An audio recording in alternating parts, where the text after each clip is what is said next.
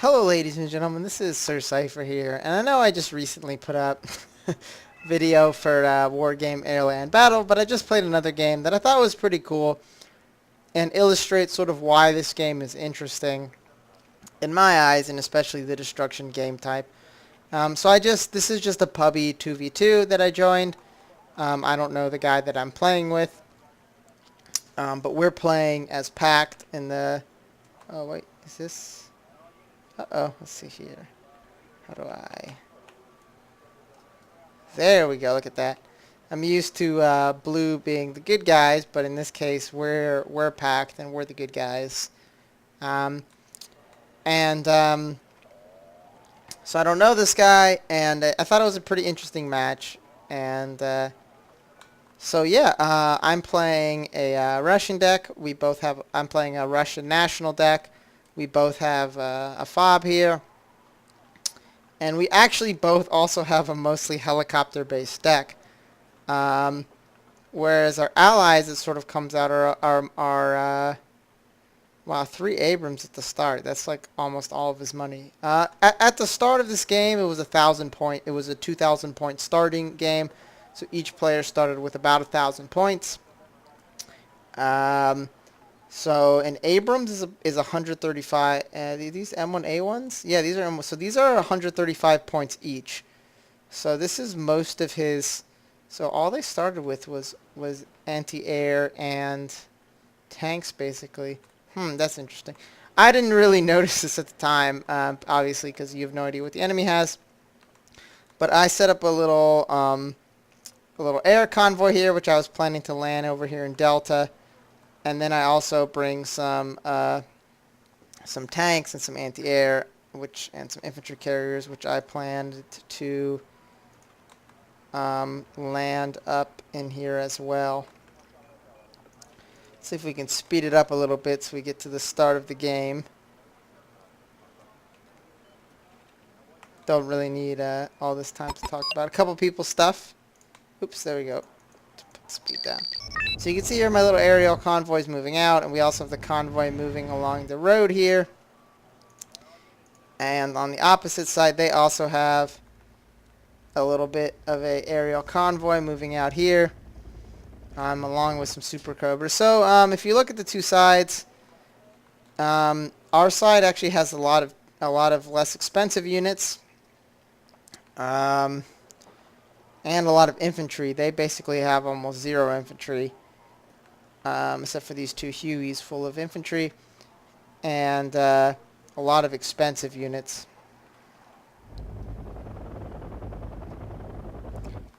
I thought actually at the time that these helicopters from my ally were full of infantry, but they're actually just attack coppers, I'm noticing now. But we have lots of troops moving up this freeway here, as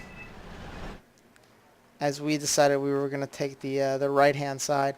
Now I notice here these Hueys in these woods, and I know that there's no American transport choppers that can destroy a Hind, which is the sort of Russian heavy transport chopper, and it's also an attack chopper. So I cruise over here and think that I'm just going to shoot a bunch of shit down. But due to some sort of like bad sort of view stuff, I don't actually think I managed to shoot anything down. But what I do manage is to unload all these troops. VDV are Russian paratroopers, and they screwed out here. Iglas are Russian man-portable anti-air missiles, and Conkers are man-portable anti-tank missiles. So we've got the whole thing covered here pretty much in this town. And also my ally. I'm not actually sure what these are. I'm assuming there's some sort of cheap troops. He lands there. So I cruise over here. I route the Delta Force, which is kind of funny. And I think I shoot down maybe one Humvee. But he calls in an Eagle here, which is the F-15A, which is the sort of the air superiority fighter. It still actually is an air superiority fighter in the American Air Force. And it's pretty good, and I think he actually gets out of there, which annoyed me to no end that he shot down my expensive helicopter, and manages to get out of there. So we're taking this point here in Dimitri, but I realized sort of early on that we didn't buy enough command vehicles.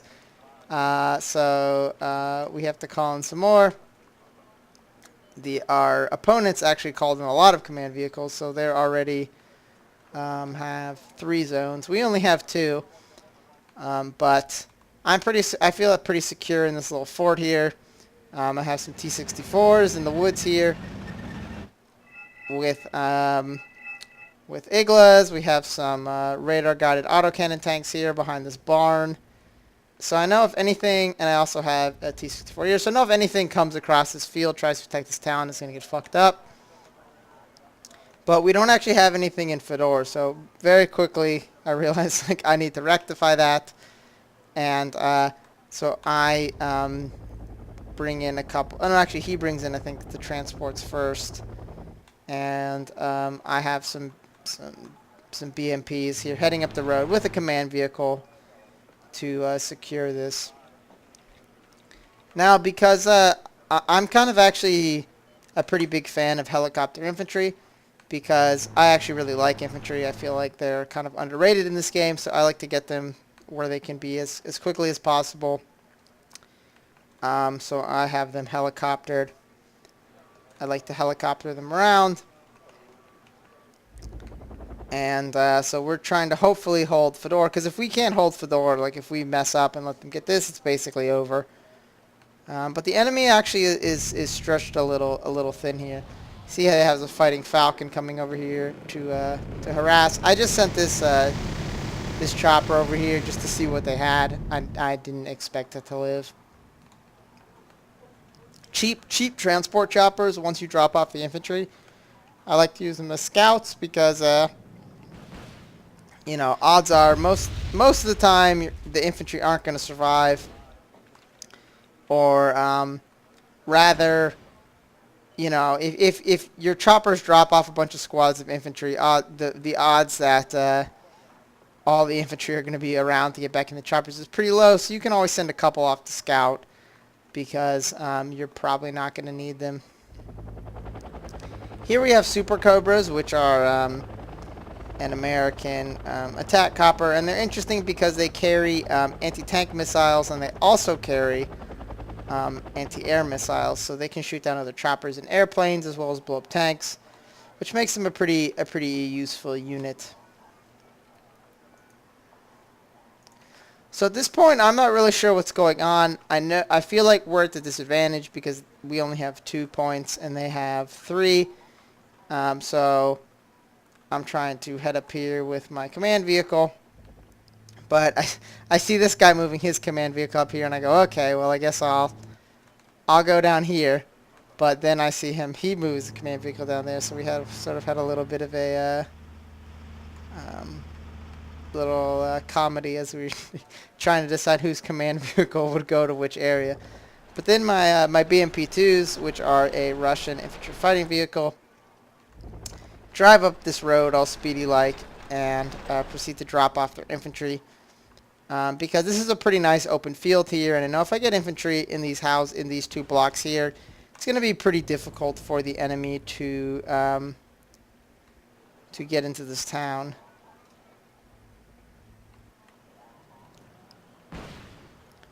Now, right now, the points are actually pretty even.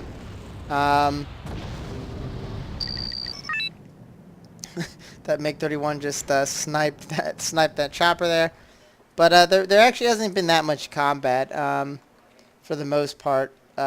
We've both kind of just let each other take these points. I finally get my command vehicle into this forest. So now we control this point. And the enemy controls Elena. Now, obviously, the enemy has all these super high-tech tanks. You notice that basically every single thing that this guy has is pretty expensive. Super Cobras are pretty expensive. Ihawks are the radar-guided anti-air missile carriers, and they're pretty expensive. Abrams are obviously expensive. So they have basically all these really good units. F-15A Eagles are really good. So they have a very high-tech, expensive army. which is good. But the problem is that since every unit costs a lot, when you lose it, it really hurts. You see here one of these squads over here, I think, tried to tag these guys with a missile. Maybe it was my T-60. Oh, I guess it was my T-64. A lot of the Russian tanks have anti-tank missiles on them. I'm not actually sure where they're stored, because if you look at one T-64, it doesn't look like there's any spot on it for missiles. Oh, I guess they're on the back here. I guess that answers my question. But the enemy has a ridiculous amount of anti-air for some reason that they're driving on here. PIVADs are they're radar guided. They're basically like a little APC with a radar guided Gatling gun on them, and they are pretty good for shooting down helicopters and for stunning planes. And if you stun a plane, you lose control of it, and it can't drop its bombs or whatever.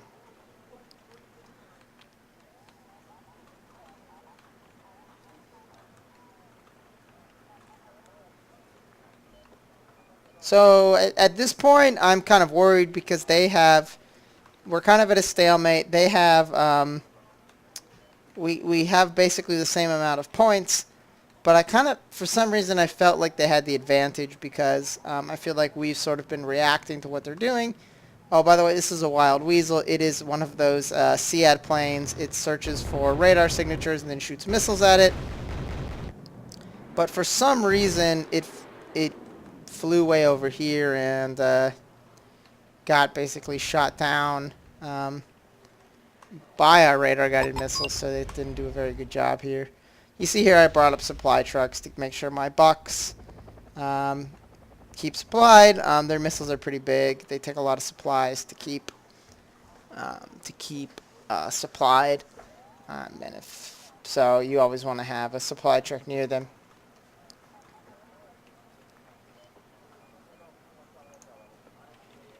So now actually looking at this after the fact, it's kind of, I don't know, I think it's kind of semi-clear that we have the advantage. We've got twice as many points as them, even though it's really low.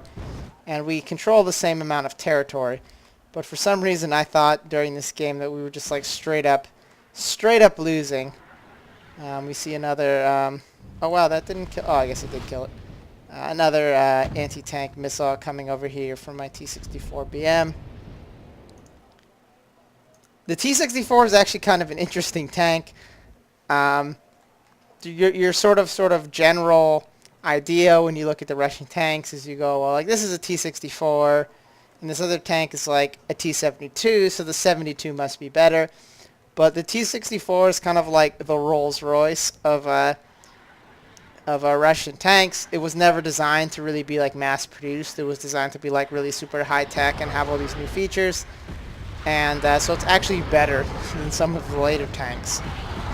Now you see here, both me and my ally, actually, we got vision of his command vehicle here, so we just shell it mercilessly. I have Artie back here. Oh, we actually have the same type of Artie, so we both have two of these. And so we managed actually to shell his command jeep, which is why you should never get command jeeps. If you have, my ally I think uses command jeeps too. Let me see, where's his command vehicle? Is it a Jeep? Let's see here. Yeah, it's a Jeep. You never really want to use command Jeeps because they're only slightly cheaper than, for example, a command APC, like I have here, yeah, like I have here. And the command ACC won't immediately die if a artillery round lands next to it. So we've somehow, I don't know how necessarily, maybe it's because of this recon chopper here, we have vision of all these guys. Oh, probably because I have a recon troops in these houses. But, and we see they're kind of trying to move across this freeway here and attack us over here. So we're dropping shells on them and trying to stop them. Unfortunately, they seem to be leading the charge with a bunch of very expensive units, which are hard to kill. So we have M1 Abrams here, we have PIVADs, more PIVADs, and Abrams. And Abrams are, I mean, they're tough tanks. They're basically the best. They're certainly the best U.S. tank. And so T-64s are pretty. They're about a 20-year older tank than these Abrams are. So they kind of have trouble dealing with it. And also, since they bring up all of these Vulcan tanks, they can actually make pretty short work of all of my garrison infantry in these houses. Because obviously a 30mm autocannon, or I think they're 30mm, but anyway, a Gatling autocannon is just going to tear through these blocks of houses. So I'm kind of worried at this point. But the key to remember here is that all of his units are very expensive. So he comes in here and he kills about maybe like 50 points worth of infantry. There's a Strike Eagle that just got killed that's worth 200 points. You know, each Abram is worth 135 points. The Pivads are worth like 50 points. So, you know, even though he killed all these infantry, he really just lost a crap load of money doing it. But even so, regardless of the fact that we're winning, I realize, like, this is bad news. And I realize that I don't really have too much that can stop this. He calls in a Thunderbolt here, which is a A10, but it gets shot down by all these wads of troops here. My T-64 tries to slow them down, but it gets sniped by an Abrams, which obviously outclasses it quite a bit.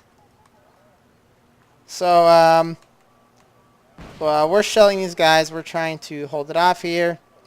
I call in. I realize he has all these expensive tanks, so I call in an Akula, which is sort of like the Russian elite sort of ground attack chopper. It does actually have anti-air missiles as well, sort of like the Super Cobra, but it has these really deadly long-range anti-tank missiles, which are just pretty brutal. It only has 2, but since all the enemy has is expensive tanks, if I kill 2 Abrams, that's like twice the cost of this thing, so it's totally worth it. If the enemy has a bunch of cheap tanks, you don't really necessarily want to call in something like this, because you shoot both your missiles and you got to go back and rearm, and you really didn't kill that many points worth of things. I send in my two BMP2s here just because I feel like I can maybe find his command vehicle and snipe it, but I don't remember what kills these. And then also over here, I drive a T-64 down the slope here because I want to try and snipe a lot of this infantry, or a lot of these anti-air things, so that we can use more helicopters. Now, I realize that everything in this force is dead, so my command APC sort of sneaks out of here at the last moment. Another good reason to use a command APC instead of a Jeep, because Jeeps take penalties on anything other than roads, so it'd be really slow clearing out of this forest, but my command APC just bum rushes out of there on its like big old tires.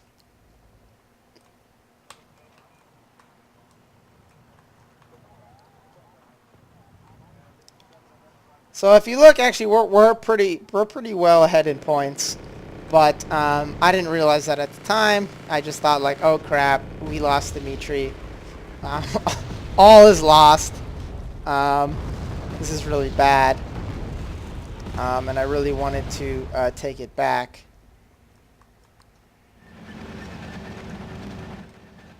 Now, the Russians do have tanks that can fight the M1A1 on pretty equal ground, but I don't know, they're really expensive, so I don't use them too much. But I cruised over here with my Akula, and lucky, there's these Abrams just driving down the road. Bam, that's like 135 points right there. Bam, that's like twice the cost of the Akula. So it paid for itself. So I send it back to get rearmed. And you can see just killing those 2 things put us way ahead in the points for that. So I do have some T-64s here now, which are trying to hold the line and keep them from crossing across that, but one of them gets blasted from an Abrams across the road, but the other one at least manages to snipe this scout vehicle. So they took this town, but my ally still has troops all around it, and also some Hinds, which are shooting anti-tank missiles. which are going to make it so the enemy can't completely break through our lines. Now at this point I know the enemy has to have a command vehicle somewhere over here. So I know it's probably either in this forest, or this forest. So I spawned a bunch of really cheap post-World War II tanks, T-55As. They're only 20 points each, to just clear through this area and try and figure out where it is.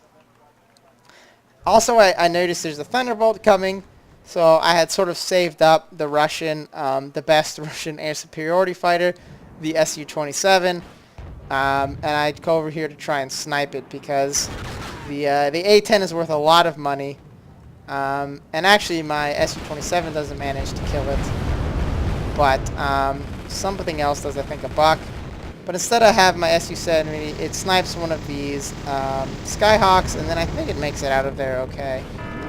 So here's another Akula with fresh ammo.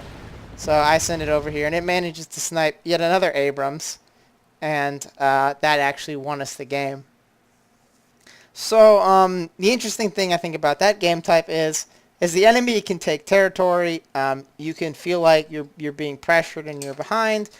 But if the enemy, is just throwing incredibly expensive units at you, you can be feeling way ahead, way behind in the numbers of units you're losing, but you'll still win because if you lose 10 tanks from 1960 to kill 4 top of the line American Abrams tanks, it's totally worth it, and you'll end up winning. So that was interesting, and again, hopefully you'll think this game is interesting, because I do, and I'm still learning a lot about it. I'm still learning a lot of the intricacies, but I hope you enjoyed this video, so thank you, and have a nice day.